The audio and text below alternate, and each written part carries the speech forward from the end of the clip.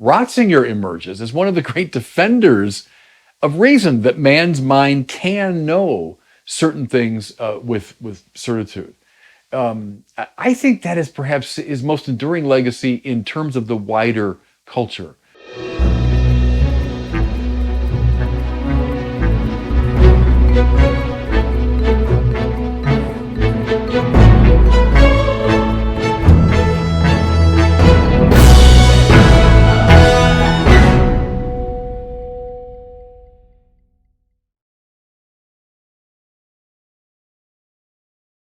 One of the greatest figures of our time, one of the most consequential churchmen of the last 100 years, has died. Pope Benedict XVI, Joseph Ratzinger.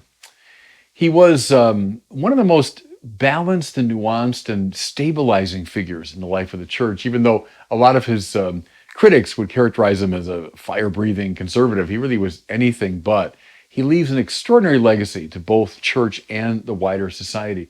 There's so much we could say about him. In this brief tribute, I'll just mention a few simple things. The first is, and I think it's the most important thing to know about Joseph Ratzinger, that the central event of his life was the Second Vatican Council. He's a very young man, only about 35, when he was tapped to be a peritus, or a theological expert, by Cardinal Frings of Cologne. And in that capacity, he goes to Rome in 1962. He's there for all the sessions of the council. And despite his youth, he plays an outsized role at Vatican II, contributing mightily to the writing of many of the key documents, and then explaining the council to many of those who were in Rome and in the wider society. Here's the interesting thing. When he was at Vatican II, he would have been identified as one of the liberals, if you want, along with people like Rahner and Skilebex and Kung and others. And he was, calling for reform in the life of the church. And in that capacity, he was standing athwart conservatives who were resisting that renewal. But then, very shortly after the council, he begins to stand against Catholic progressivism that was trying to go beyond the text of the council, that was claiming itself as a separate magisterium. He saw that as equally problematic. And so the liberal of the mid-1960s becomes the conservative by the mid-1970s. But as Ratzinger himself, I think, very credibly said, his own views hadn't changed at all. And see, I think it's key to understanding his life and his writings. He was a man of the council. He was instrumental in the shaping of the conciliar documents, and he held off critics of both the left and the right, and held to the integrity of those great documents. Someone who was a very like mind was Karol Wojtyła, who was the Cardinal Archbishop of Krakow. Ratzinger would have known him from the council, but of course he came into closer contact with him during the conclaves of 1978. Well, when Karol Wojtyła becomes Pope John Paul II, he taps Ratzinger as his chief doctrinal officer. And I think, again, the way to understand the 25 years he spent with John Paul II in that very important capacity was to defend and give a proper interpretation to the Second Vatican Council.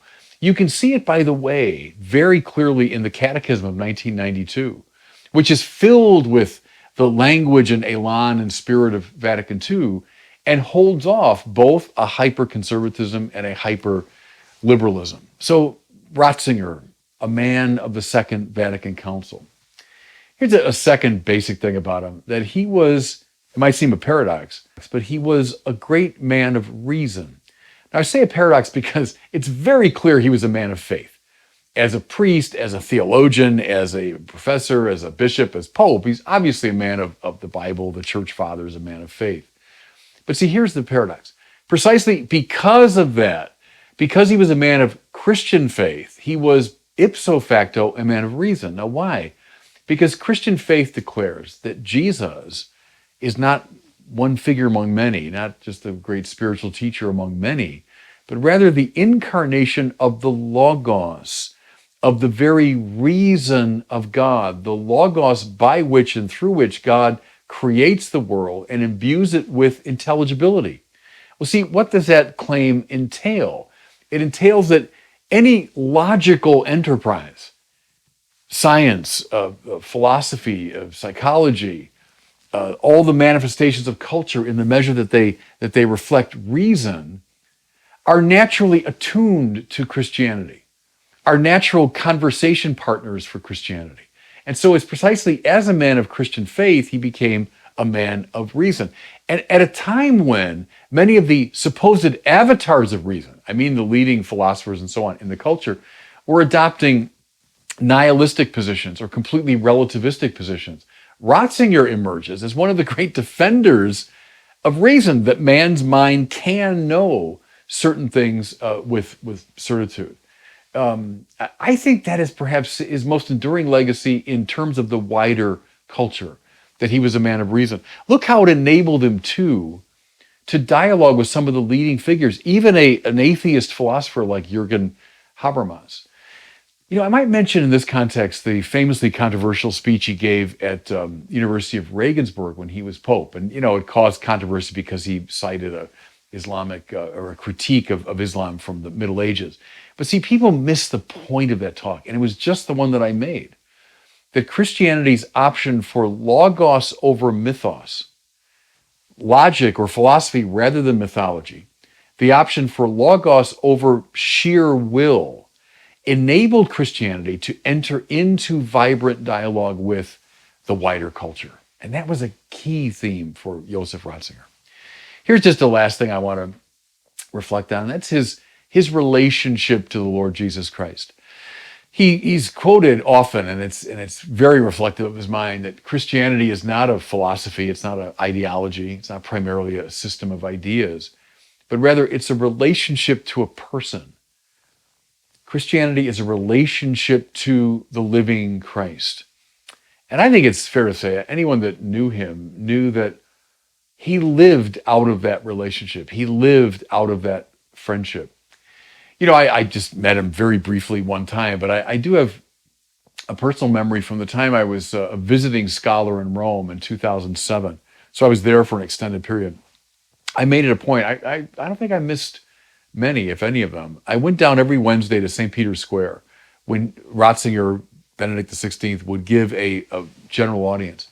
And he would pray with the people and so on, but he also gave about a 25-minute talk on some aspect of theology or the spiritual life or one of the great figures of the tradition. And, his erudition and his intelligence and his command of languages was on clear display. But what was especially on display, I thought, in his gestures and his whole way of being and his manner of presenting himself, was that he was in love with the Lord.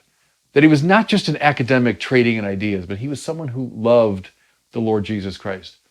Something else on a more personal level, again, his enemies called them their Panzer Cardinal, the Panzer tanks of the Second World War, or he was God's Rottweiler. Well, anyone that knew him, I didn't know him well personally, but I knew a lot of people who did know him.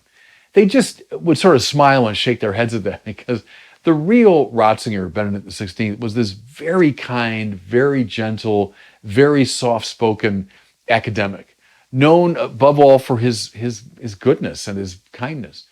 Many of the bishops who would cycle through Rome for the ad limina visits, when you go to see the Pope, but then during those visits, you also have conversations with the curial leaders. And almost to a person, they would say that during those years, the most impressive figure they dealt with was Joseph Ratzinger.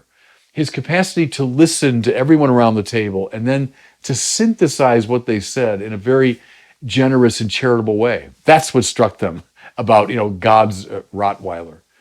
I heard a story that typically during those years, at the end of a long day of work, what he loved most to do was to go to one of the local bookstores, and they circle the Vatican there, pick up the latest tome of theology, and then go to one of his favorite little restaurants and sit in the corner by himself and read and order dinner. And I think that's, of course, he was an introvert. He was an academic, and that's what he loved to do. I think, too, that the last 10 years or so of his life, when he lived in kind of isolation and retreat at the Vatican, it's probably the way Joseph Ratzinger really wanted to live most of his life, as a man of thought and prayer and reading and writing. But he was thrust by affairs and by history and by God's grace into a public role. And, thank God for it, because, as I say, he played this extremely influential, extremely stabilizing role in the life of the church. He blessed us in 1,000 ways. And so as he passes from this world to the next, I would make bold to speak on behalf of the church and to say thank you to Joseph Ratzinger. Thank you to Pope Benedict XVI.